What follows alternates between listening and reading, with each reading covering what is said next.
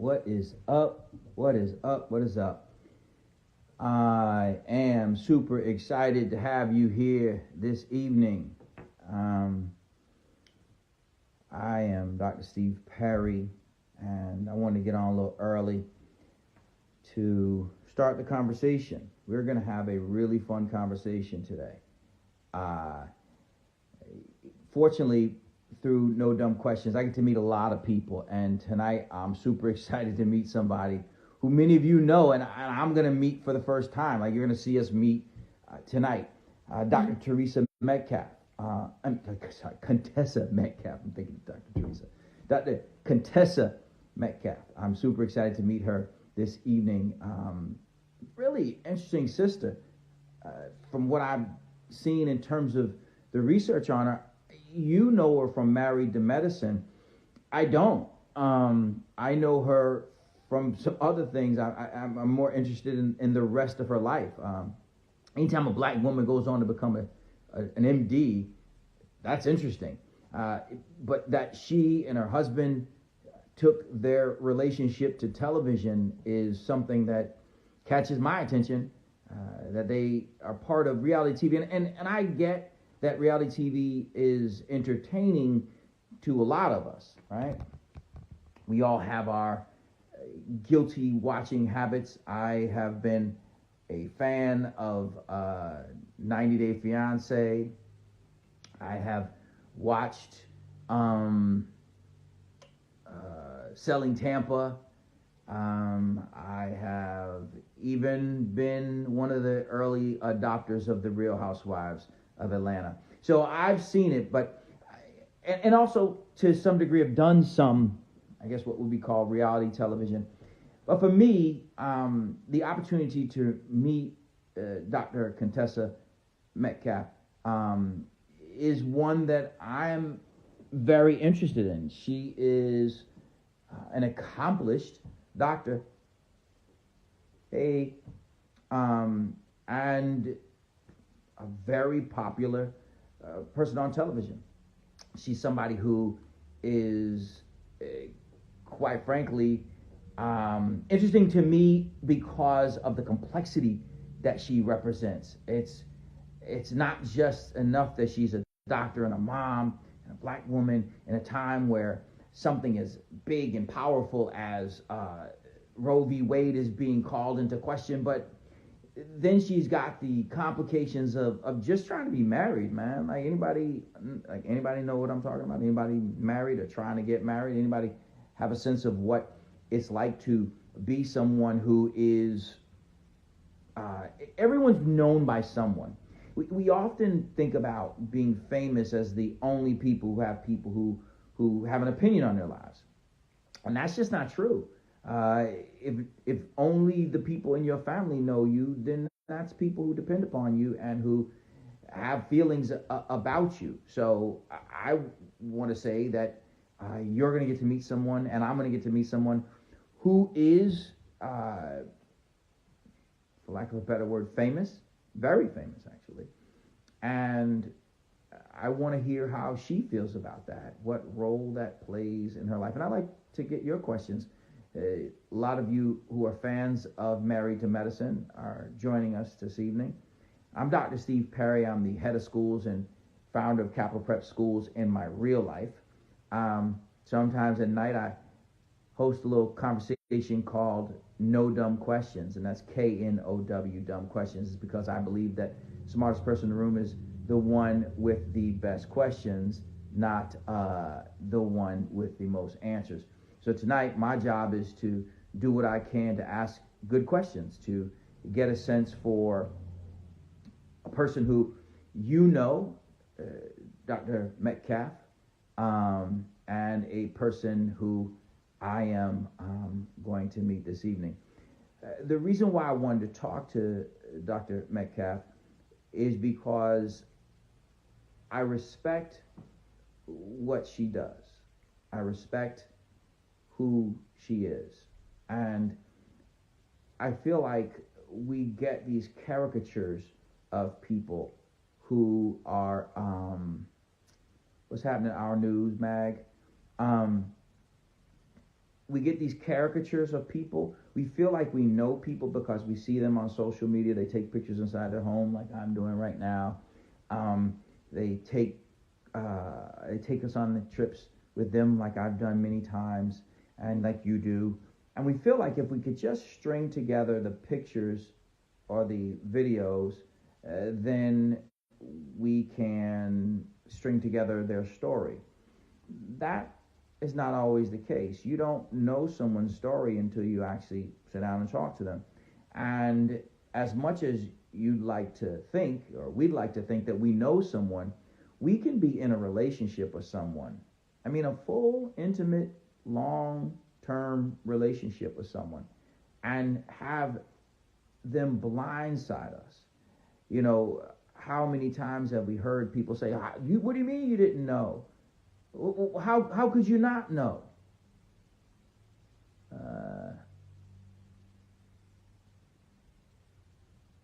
I'm not familiar with this one. I'm waiting for, I would let RHS131, I'd let you jump in, but I don't know. I'm waiting for Dr. Metcalfe. Is that you, Dr. Metcalfe? I just want to make sure.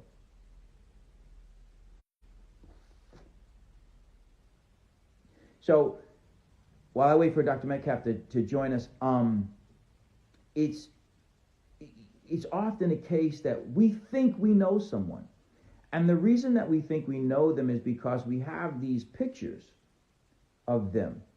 We have these images of who we think that they are. And as such, we feel like if we can string together the images, we can tell their story. And we often want to tell people's story because it makes us feel more comfortable. When I can predict what your likely decisions are going to be, I can more comfortably deal with you as a person. But when I don't know where you're coming from, then I don't feel comfortable around you. And so social media gives us a sense of, a false sense of confidence that we know people that we've never even met. We never had a conversation with. There she is, Dr. Contessa. Let me see if I can.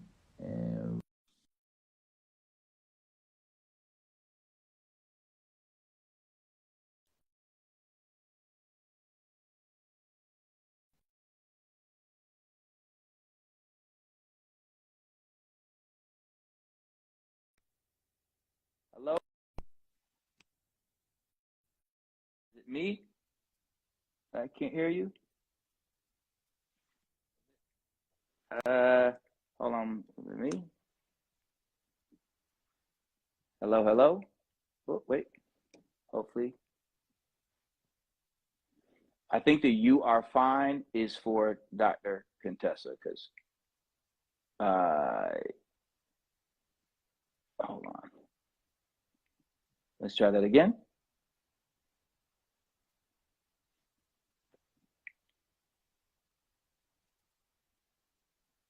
One second.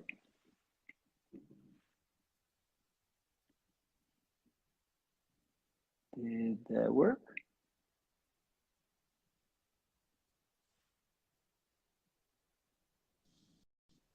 Hello. Well, hello, sister. How are you? I'm having the time of my life. So somebody came on, they said, "Doctor, you are fine." And I was like, I know exactly who you're talking about.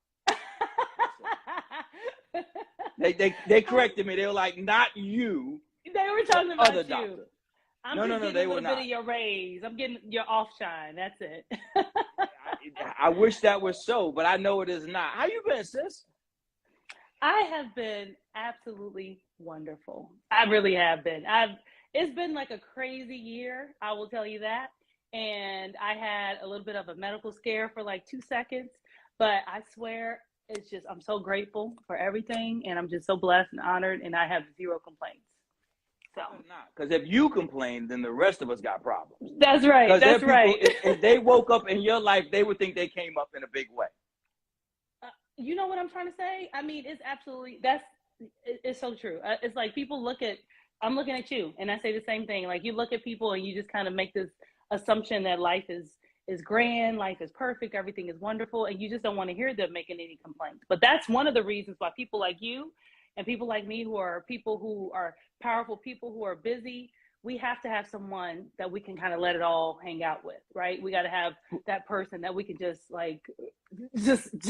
basically turn into a sop of like tears and it'd be okay. So who's that for you? Who's that for you? It's actually, I'm very blessed. It's a couple of people for me. My best friend since I was, good Lord, since we were in college. She's a physician as well. She is one of the first ones. Kim, who's a neurologist. We've been best friends since we were in high school as well. And then one of my best friends from childhood, Tiffany. So I would say those are probably the top three for me. And then I've acquired some wonderful people here in Atlanta that have just been just great. And I know a lot of women say that women are tough to be friends with, but I always say be the kind of friend that you want to have. And I think it makes it much easier to find good friends. And we know where all the bodies are. They do. And I know where the bodies are. I do too. I know where theirs are, and I'm gonna tell you, I take them to the grave. It goes to the grave, right? You gotta you gotta pry that in my cold dead hands. I'm telling you nothing. You can torture me, and you get nothing when it comes to my friends. What makes the friendship so real, though? But what makes the friendship so real is that it's not just that they know where the bodies are, but they saw how they got there, and then they saw you overcome the implications of that. That's right.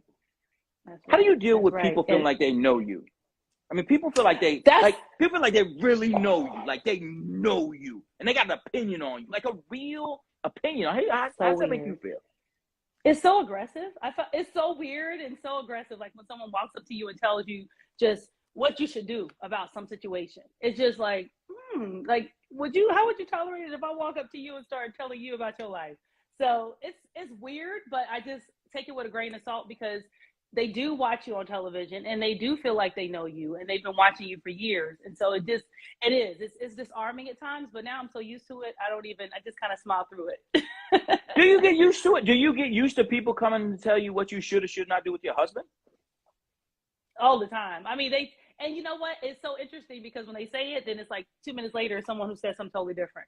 So that's the point. Like everybody thinks whatever they're saying is 1000% accurate.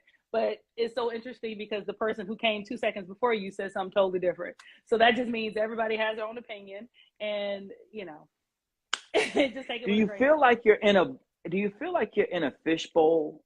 Like, do you ever feel like people are casting opinions upon you that are just so dead wrong? 1000%. I mean, it's absolutely, just to be honest. In life, right? In high school. Well, first, even before that, in high school, freshman year all the way to senior year, I was always on the homecoming court. And then senior year, I was homecoming queen. And then college, homecoming queen again. I was in the Miss Missouri pageant as Miss Congeniality. So I'm like literally in life, Rose Nyland. I'm everybody's friend. I'm the cheerleader. I'm like the one who bigged you up. But there is a part of what people want to see on television that is different. They want to see a little bit more aggression. They want to see, that violence. And so that's a part of what, I just got to be honest. That's what sometimes we see more of because that's what people want to see.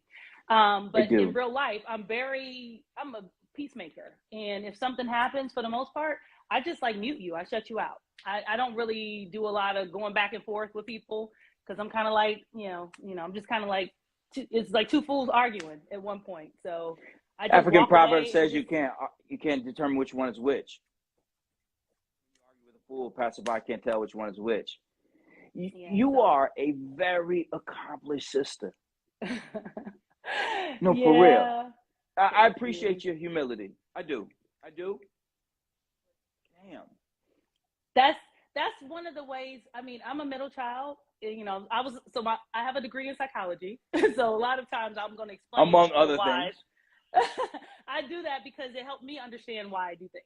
And so as a middle child, I was, believe it or not, I was kind of like I didn't get in trouble. I didn't require much. I was low maintenance. I always was in a book and I stayed just did the right thing all the time. And so my path to being kind of seen and acknowledged was achievement, right? I wasn't the baby and I wasn't the oldest child. So I had to do something for somebody to see me. And that was the way I did it. So I just leaned into education and knowledge. And so, yeah. So that's but you didn't just do that, though. Achievement. Yeah, but you didn't. Well, well, then you must really be loving. So just go to school. Like, you didn't just go to school. I mean, you went and you did the damn thing, even involving learning how to fly a plane. Why? Yeah. Like, did you just have nothing else to do? No. So again, you know, it's kind of like I look at things where I'm like, okay, this is a difficult path. This is something that would be a challenge. And that was in life. I just, you know, and just, I have to be honest too. I didn't want to be poor. And so I kept looking at opportunities and ways of like a path to be successful and to be financially secure, because growing up, you know, we didn't live like that. Like, it wasn't always guaranteed that we were going to have enough money to pay for everything. And I did not want to live my life that way. And then it got to a point where I'm like, well, you know what? I started being exposed to other things and other people. And my circle was just, at first, just get out of Kansas City, because I'm from Kansas City, Missouri. And so I just wanted to do that. And then when then I went to New Orleans for college. Then I'm like, okay, well, I want to start traveling across from, you know, I want to maybe go to the West Coast and go up to the East Coast. And then I want to go outside the country. And so it just continued to like grow once I learned about more and more things. And that's kind of how it happened. And then I was afraid, actually, of flying. I was afraid of heights. And so whenever I have a fear of something, I want to try to conquer that by understanding. And so, of course, if you understand how a plane works, then you're not going to be afraid of flying. And that's kind of how that happened. And it was an opportunity, and I became a flight surgeon, and the Navy taught me. They paid me to learn how to fly. How cool is that? I mean, say what you will about the military, but I've had nothing but great experiences. So what are you scared of now? Snakes. And I think I'm going to die with that one. I'm not going to no jungles or anything like that. Not doing that. I'm going to just let that one ride out. When you were approached to be on television and married, because they're two different things. Yeah. What in the hell? What were you thinking? Yeah.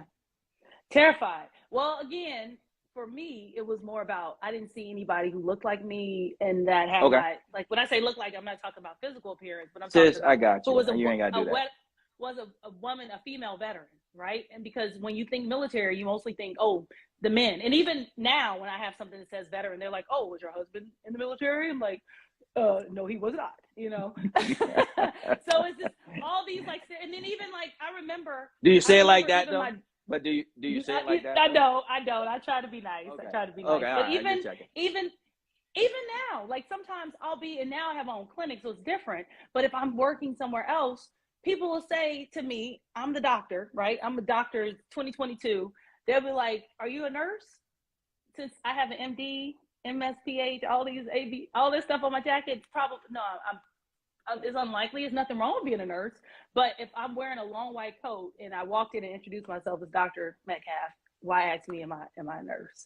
So still, it still happens. And there's still these stereotypes that happen and things about what you can do as a woman, what you can do as a Black woman, what you can do as an American, what you can do, and what a veteran looks like, even that. And so when I got on national television, for me, it was more about the opportunity to show other aspects of what a doctor looks like, other aspects of what a veteran looks like, other aspects of a child of a father who was on drugs and who went to prison. I mean, all the stereotypes that you can think of, all these things in the world that you're told that what you're going to be based on your history and the people who came before you had that same pedigree.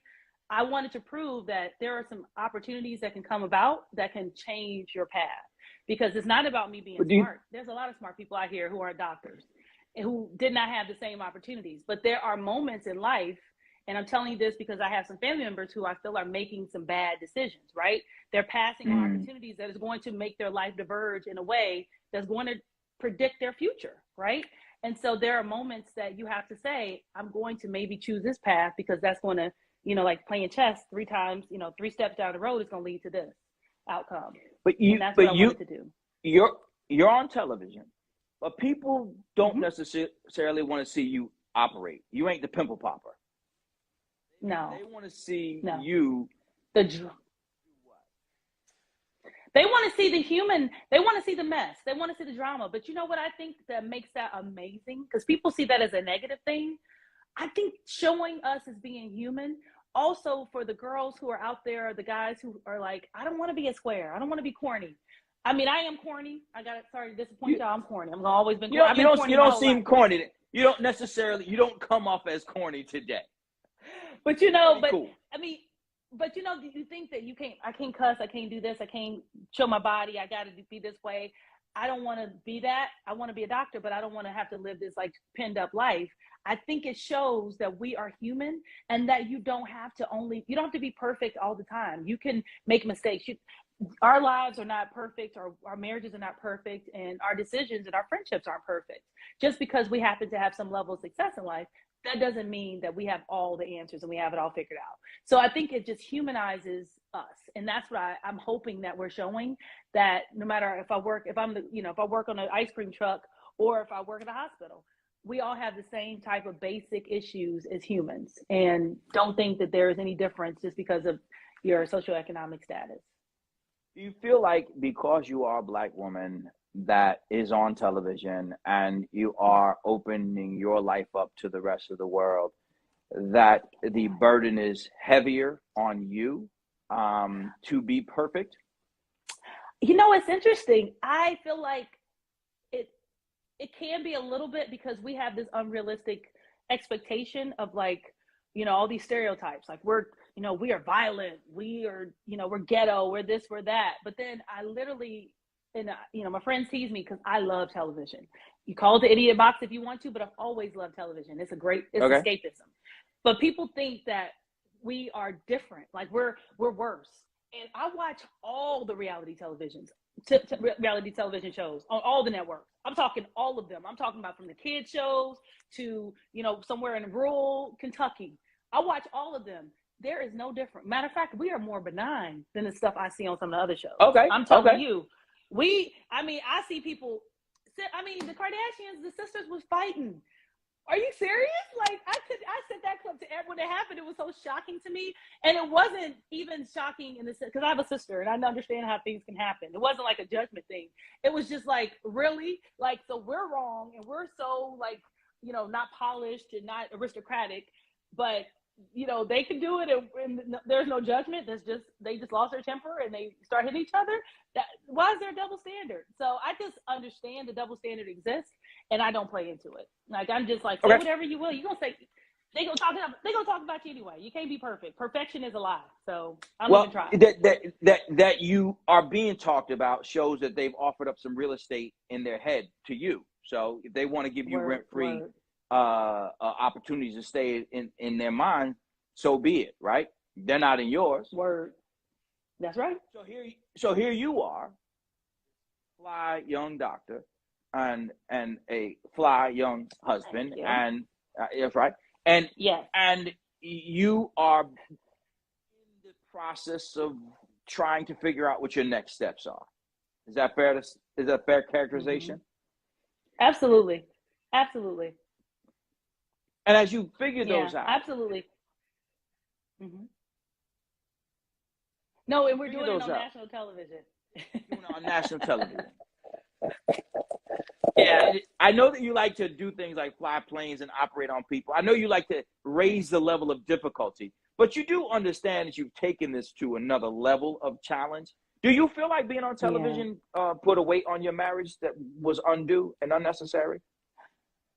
Well, I would say this. I would say that reality television is a pressure cooker, right? And so if you already have a stressed relationship, is going to just stress it more. And so we were already having some issues, and we have 3 little kids. We were long distance in the beginning of our marriage, and there was a lot of growing pains in our marriage that what does that mean all the time. So what does that mean? So I would say this. I would say it's going to be always challenging when there's 2 different cultures. And when I say cultures, I mean 2 families who come together, right? So Scott, my husband, is the youngest of 10 children. So he's the youngest. He's from the Kardashians. So there's always a bunch of people around. My family is very different. I have a big sister and a little brother, and we didn't do a lot of extended family. Like, we don't even really do house guests like that. Like, even if I went to Kansas City, I probably would just maybe on purpose stay in a hotel, because we just do that. And he likes a lot of people around. So there's a lot of cultural changes that we have to kind of adapt to, like the way I like things, the way he likes things. And it was challenging because by the time we got together, we were older and we were already married, right? So we moved to the same state a year after we had been married already. a year later. Okay. So our whole relationship was long distance. And so getting to know each other while we're married and the stakes are like, okay, we stuck now, we got to work this out. Some of the things we didn't quite work through, we just worked around, and they come back when you do it that way. And I think it just got to a point where now 3 kids are in the mix, there's businesses, there's finances, and the older and older you get, I would just be honest. I know people tease that old people, like when you get into your 70s and stuff, you don't care. But I say after 40, it gets to be more challenging to be like, look, I'm tired. I don't want to fight no more. Like, we tried. Yeah. That's why a lot of our friends are getting divorced. That we've been married almost 20 years, and it just got to a point where we're like, okay, you're not gonna change, I'm not gonna change. What we doing? We really gonna be another 40 years or another 20 years in the same situation? And we had to figure out, like, do we want to adapt to who we are today, or do we want to like could you forward? And it could you find a way? Could you find a way to exist in the space like you did before, where you had parallel lives? Is that something that, you know, everybody's got a new look on marriage these days? Is there something else that you could consider? Well, Dr. Perry, I think that's a great question, because the interesting thing about when I was talking about those different people, when you're out and about, people are giving you advice. One person, I remember asking this lady about her marriage, and she and her husband, she said they've been married for like 60 some years. And I said, what's the secret? And you know what she said? I didn't leave. That's it. Just say, so, you know. Right. Because divorced people are no less in love than married people. Married people are no happier than divorced. People are people, then they make the decisions that they make to do the things that they do. There we go. 5 minutes. Give me 5 minutes. Give me 5 minutes, Mama. That's right. Okay. Go ahead, babe. Okay. Y'all make gorgeous kids. That is for sure. Oh, thank you. Thank you so much. So, I asked not to suggest something, but really just as an honest question. Now we're in a time where people are looking at, so what are the options? Is divorce the option? Is there something else that you could consider? Well, you know, it's so interesting that you talk about that, because I have, being a woman of a certain age, I have a lot of friends who made that decision, right? And I always wonder if they're happier. You know, they say they are, but life can be lonely. And honestly, you just have to figure out what it is that you want, because, you know, nobody's going to be perfect, right? Nobody that you're going to be with is going to be, it's not going to be super easy, but you both have to be in the place where you want peace and that you want to work it out. And you have to be in it for the team and in it for the long haul, and committed to the relationship and working through the problems that you have. And that's what I would say, that if you catch people at the wrong times, or one is done and they're not trying to work and the other one is like all in, then it's just a recipe for disaster. You got to meet both people, got to be willing to do what they want to do at the same time. Both people are ready to move on, they're going to both get divorced. But that's what I'm saying. So I would say for us, we see that there's more to the story, and there's more than just he and I, right? We made a commitment, we made a vow before God, and we plan to keep that vow. Number 2, we do have 3 children. And one thing that I was worried about when it comes to my children, especially little girls and my son, is what are we teaching them about what a relationship looks like, a healthy, happy relationship? Because if I'm teaching them toxicity, they're going to be in the midst of toxicity and think is normal. And that's what I didn't want to happen with my kids. And lastly, I didn't want anyone to ever feel trapped, right? Like, just because I made a decision 20 years ago, that I'm holding you to that. It wasn't that. It's not that. It's just that I still always and forever will love you. But do we still want to love in the way that we chose to do 20 years ago? And that's what we both had to come up with. And there's no right or wrong. I think everybody has to, whatever your decision is and how you want to proceed, is best for you. Yeah. You know, one of the things that you talked about is that made me think of is that it isn't that people have issues, it's how they deal with them. You know, one of the comments that I read that you had said was, you don't have to be contentious just because there is a point of contention. I'm paraphrasing something you said. And essentially, what does that mean? Again, I'm paraphrasing what you said, but when people expect you to be angry and to go for your husband's jugular, and you choose to go at it differently. Yeah, like, first and foremost, who always has a boot in their mouth? Like, I think that's one of the complaints sometimes men will have about women, that they always have an attitude, right? And I didn't want to be the woman who always had an attitude. even though something upset me, I'm not at this moment trying to be unhappy. And I don't want to wake up the way I felt yesterday. Like sometimes if I'm in a bad mood, I go to sleep. I just go to sleep so I can feel better. But even if we're not going to be, whether we're going to stay together or we're not going to be together, it doesn't mean that we have to be contentious, and there's not a bad guy. Like just because a couple doesn't work out, you don't have to demonize one person. And more, and oh, by the way, you're going to be a family forever. You do still, about the one who just walked away, that baby's in 2nd grade. So we got birthday parties, we got graduations, we got vacations. Why in the heck do you want to have, I mean, I literally know people, and this is no joke. I know people who do their kid handoff at a police department, at a fire station. They do it in a place they have to drop off the kid at somebody else's house because they don't talk to each other. I didn't want any of that. I just did not. And for what? For what? Like, what do you win? What did you win? You hate her, she hates you. Awesome. You still got to get the kid, and y'all got to sit next to each other at a soccer game. And they'll probably use that against you. The kids are smart, and they're gonna play you so hard. Well, Mama said no, and if you know Mama, you hate Mama, then you're gonna say yes. And they was playing you. I said yes the whole time. So that's the whole, like these kids will play you against each other if y'all don't talk. And so I did not want it to be, even if we weren't going to be in a marriage, we still had to be friends because that's just the right way to be. I mean, that's like human nature, right? You're supposed to be a good neighbor. Like just be nice to people. Just be nice, right? That was Dr. Ken, one of our therapists. He was like, be nice. That's so basic, but you would think that is the hardest thing in the world when you're mad at somebody. But I don't have to be mad every moment of my life because it's only wearing on me. Well, first of all, let me just say, I am truly enjoying our conversation. People are like, wait, she can only stay to 6:30. So I'm just letting you know there's 2 minutes on the shot clock. You want to stay, it's up to you. You want to go, I completely understand. I'll say this, and you decide what you want to do with this. I'm going to throw this out there. What is it that people who are not on television can take from your experience in your relationship? I would say the best thing about reality television for me is the transparency and the honesty. A lot of people don't choose to do that. A lot of people have a team, they got PR people, and your assistant reached out to me directly. and so I'm not that girl. I don't have layers. No one tells me what to say and how to say it. So I'm myself, and I'm okay that with is that clear. because I can keep up with who I am. Right? So I don't choose to portray or be something else. Like people like, you did this for a storyline. You don't even know what people are going to actually play. They film us all these months and they edit and decide what they're going to actually show. So that's not even possible.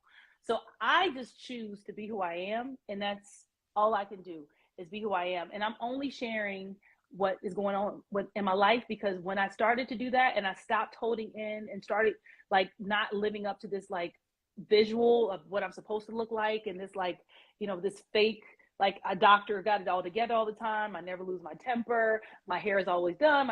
All those kind of things, like this polished version of myself, it let this pressure down that I just have been living under for decades. It was so freeing. I mean, my anxiety. Can you stay there for a second? Can you stay there for a second?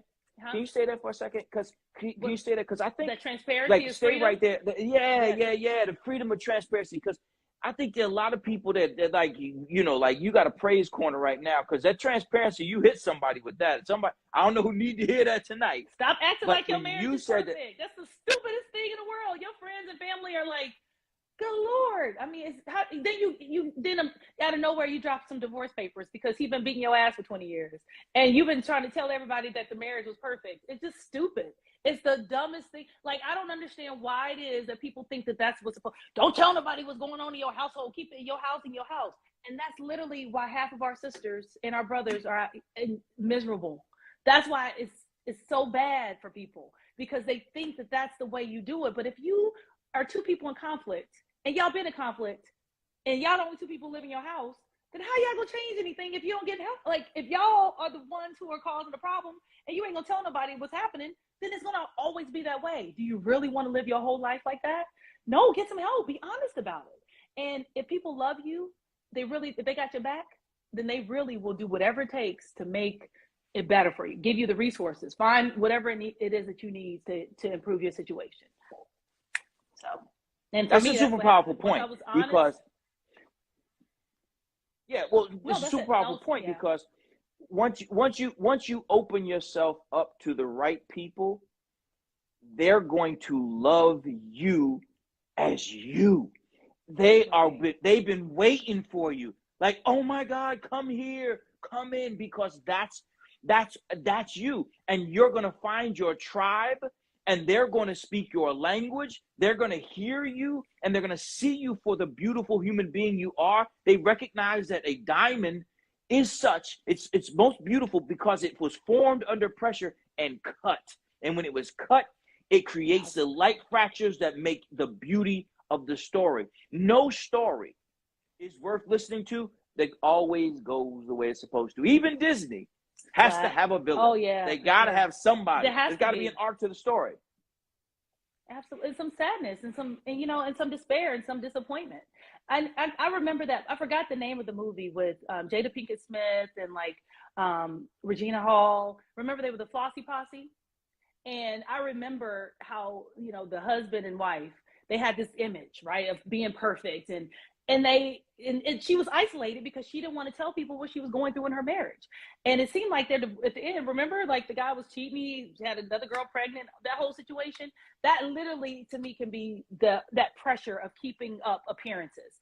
And I don't understand it. I don't understand it because her girls surrounded her and wrapped her up. Girls Trip, that was a movie. And it was a comedy, but I'm gonna tell you, I think it resonated with people because of the honesty of how we mostly are living our life. We're all trying to keep up this image, thinking that that's what people want to see. That's what sells. That's what looks good on social media. And but you can have both. You can go on vacation and be in love with somebody, but you can also say, you know what? If you don't teach me a little bit of struggle in their relationship, they're going to think this is not how it's supposed to be, and I'm out, And that's why so many kids whose parents been together for 50 years and they're still single. And I hear it all the time. I'm looking for this perfect marriage like my parents had. Your parents didn't have a perfect marriage. And oh my God. They didn't. They didn't. What they did is they kept a lot of secrets. Well, and you are saving some lives tonight. You are saving some lives tonight, because what people need to hear is that, well, you are. No. You got the scalpels out this evening, sister. Thank you. Because you are cutting the cancer out of our community. You are telling people, stop judging people by the snapshots, by the angles. Stop judging people by the IG posts. Stop judging people in a way. It's not fair. Yes, they did have fun at that event. Yes, their house is big. Yes, their children are beautiful. Yes, they are smart. Those are all true. And they fought on the ride to the event in that nice car, and they're going to fight all the way home. But they didn't take pictures of that. That's right. Pictures of things like that. They didn't. No. And oh, by the way, it's so interesting when people want to hold against people like for posting positives. The reason that people do that, and there's a lot of psychology behind it, is because it's a struggle for everybody. Everybody's struggling, and they're trying to look for those glimmers of happiness and joy. And so they're posting those moments because that's what they need also, right? They want that.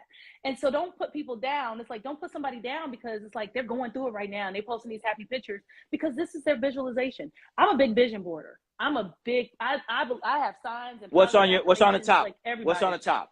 So for me, board. Okay, so it's a couple of different things. So I'm like, happy family is number one. I want a happy family. I want my family to be happy. Can you define that?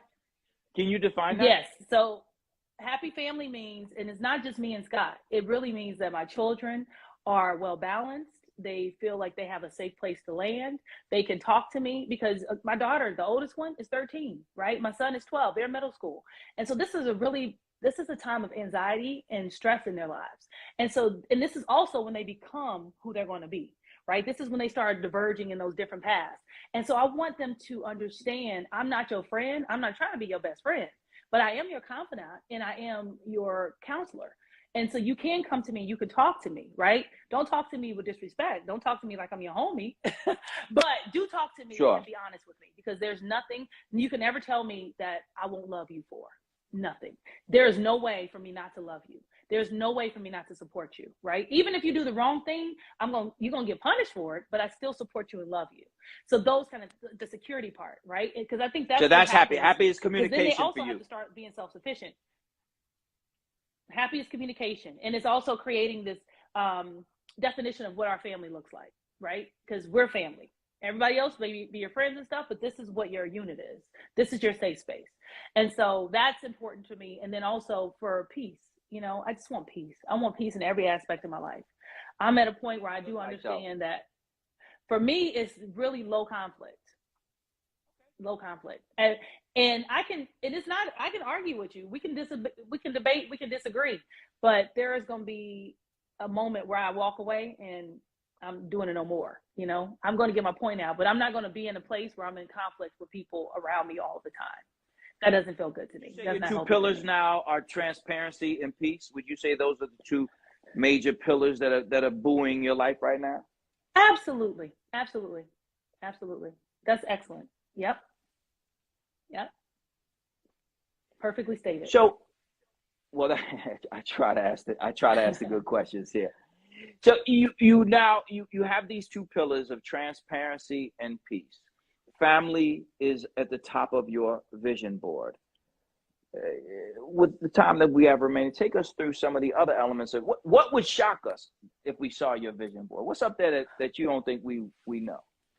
Well, I would say the physical part. There was a moment. I'm pretty low maintenance when it comes to myself. It's a shame, but I don't even get my nails done like that. But one thing I wasn't doing is I wasn't. By the way, I was really impressed with that. I ain't even gonna lie. So if I could just in all transparency, I was like, wow, that's all right. That's not me. I'm a buff them and keep it moving kind of girl. That's just me. Always have been.